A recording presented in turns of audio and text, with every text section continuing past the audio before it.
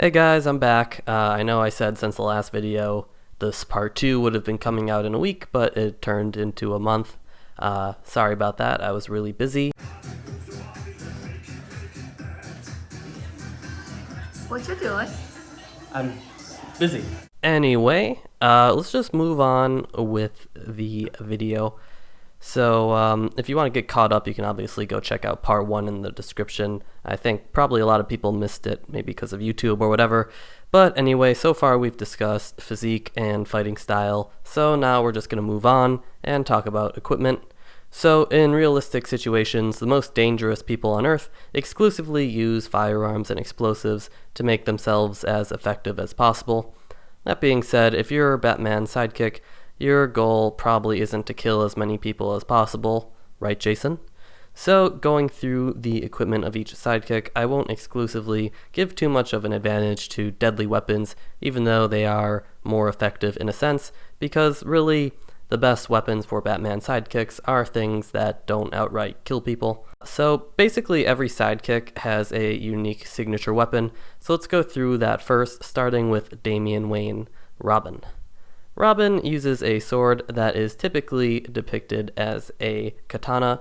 As a sword, I would say that katanas have their niche. However, Robin doesn't really want to be cutting the criminals of Gotham in half, so most of the utility for having a katana is already thrown out the window. In my Robin video, which I made a few months ago, I discussed the possibility of Robin keeping the sheath on his sword and thus turning it into more of a club when he's fighting enemies he doesn't want to kill. This might have some benefits. After all, a more weighted striking end could favor use as a blunt object, but I still think there are better options out there for Robin. Red Robin uses a staff that has a multitude of other functions like extending or turning into a shield. I think these other functions would kind of work against the weapon by compromising its structural integrity, but assuming that at the very least that Red Robin is just showing up with a staff, I still would rank it pretty highly as it has a multitude of uses, most importantly being its range. Red Hood uses guns. It's as simple as that. You can check out my Red Hood video for a more in-depth discussion on what would be his optimal choice of firearm, but for now I'll just say that yes, guns are the most effective weapon of any of Batman's sidekicks for some pretty obvious reasons. Red Hood isn't even necessarily limited by the fact that bullets are deadly, as he can use alternatives like rubber bullets or non-lethal ammo.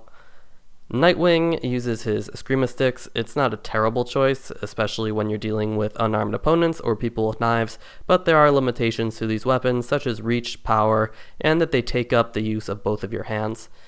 Batgirl doesn't really have any main unique weapon, but let's just say that it's her shock gloves, which seem relatively unique to her. Having taser hands is pretty useful. Although you have less range, you probably have the biggest surprise element of any other weapon, and a useful tool that won't really get in your way. Catwoman's main weapon is a whip, and wow, I think I've just talked enough shit about her, so let's just move on. Going into detail on each sidekick's individual gear will take forever, and I already covered it in each of the videos I did on them, so I'm just going to take a bird's eye view, no pun intended, on each character and give them their points. Robin uses the same gear as most everyone else, but he does seem to be willing to use slightly deadlier equipment, as evidenced by his sword and League of Assassins equipment. Also, considering that he was trained as Robin the latest, he would have access and training on the more advanced and recent equipment, more so than someone like Nightwing, who was trained about a decade before him. Overall, I'll give Robin a 7 out of 10. Red Robin's equipment also isn't super unique, but he does have access to that staff, which I think is probably the best hand-to-hand weapon here, so I'm going to give him an 8 out of 10. Red Hood has by far the deadliest and most realistic equipment set. As I said before, being the deadliest doesn't necessarily mean the best, especially when your goal isn't really to outright kill people, but just given that Red Hood is willing to use more diverse equipment than everyone else here and has unique training in that equipment, I think he has an edge, so I'm going to give him 10 out of 10. Nightwing's equipment is more minimalist when compared to everyone else. That being said, he's experienced enough to only carry what he needs. Still, I think he's at a slight disadvantage compared to the other sidekicks here, so I'm going to give him a 6 out of 10. Although really lacking a main weapon like everyone else, Batgirl has effectively armored herself like Batman, tool belt and all, and she does seem to carry more equipment than some of the other sidekicks, especially Nightwing, so I'm going to give her the same score as Damian with a 7 out of 10. Finally, we have Catwoman, who decided to bring a whip, caltrops, claws, and a bolo to the party, so yeah, 3 out of 10. Alright, so here's where the current scores are, and now we can get to that last secret category, which is the intangibles. Every hero has a way that they do things that is unique and valuable.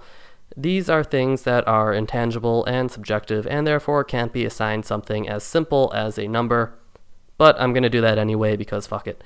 Red Hood is fundamentally a character who is willing to cross lines that other heroes will not. He's someone who knows suffering and violence intimately, yet is willing to bring it the same pain to others in order to achieve what he sees as justice.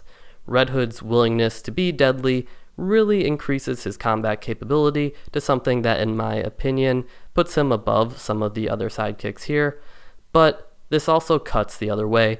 Even before his trauma at the hands of the Joker and others, Jason was always someone who acted a bit too rashly and who was willing to go just a little bit too far. This attitude literally led him to an early grave, and most notably, it's something that is still a part of his personality even after his revival. This makes him a great character, but also hampers his potential as a hero, so I'm going to give him a 5 out of 10.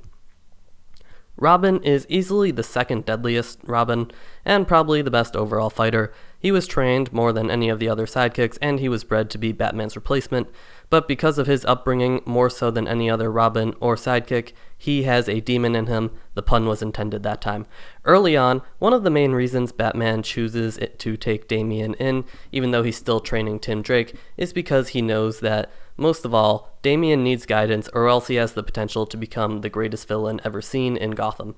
That being said, Damian eventually grows and adjusts. He even eventually gains a strong supportive family and group of friends.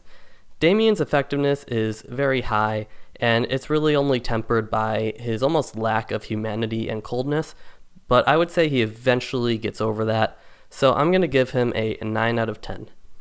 Catwoman, more so than any other character here, is first and foremost a survivor. She didn't have a mentor or any special teacher. She is someone who is entirely a product of her environment. Her gear isn't custom made by Wayne Tech. She didn't learn martial arts in some esoteric corner of the world. She only scraped by in an unforgiving city.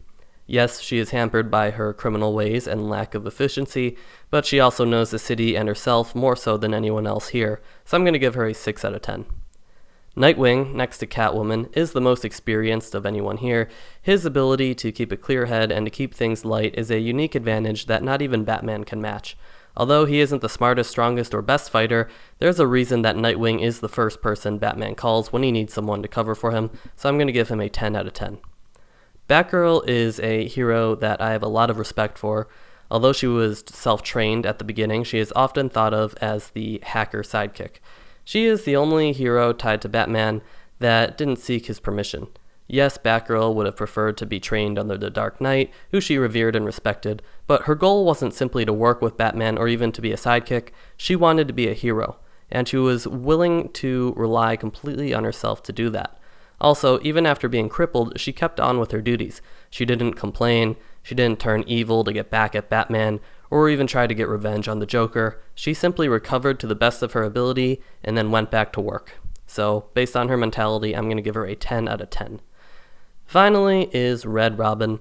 Tim is my favorite of all the sidekicks, maybe because the first Batman property that I really got into aside from the Justice League animated show was Arkham City, and even though we see very little of Tim in that game, I was completely sold on his character. Tim is the smartest Robin, rivaling and even beating Batman in some ways. On the other hand, he is often considered the worst fighter of all the Robins. However, I don't really think that is his real greatest weakness. Tim is a character who probably has the least motivation of anyone.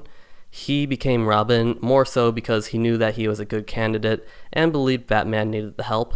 And at times, he has questioned whether he wanted to continue fighting crime or move on to a different path. Tim is one of the smartest people on Earth, and he could likely be a bigger benefit for humanity as a CEO, scientist, or even a politician.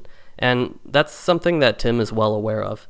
And I think it's something that lowers his effectiveness overall. So I'm going to give him a 6 out of 10.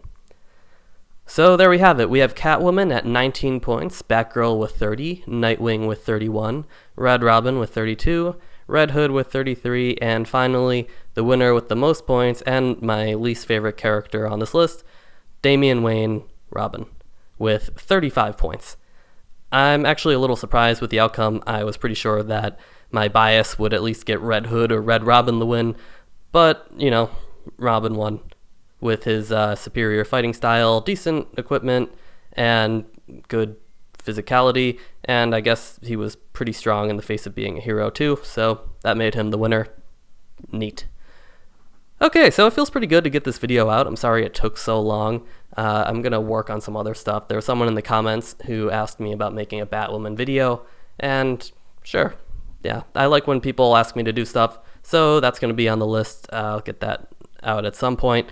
I also want to really get back to making some more videos about villains, and, I kind of want to make a video about Godzilla too, so one of these will probably come out. I'm not going to give you a set time when it's going to come out because I've been really bad at keeping to a schedule, just because I'm actually pretty busy with law school bullshit and stuff like that. But anyway, if you watch this video, I really appreciate you doing so. So thanks for that, and have a good one. Bye-bye.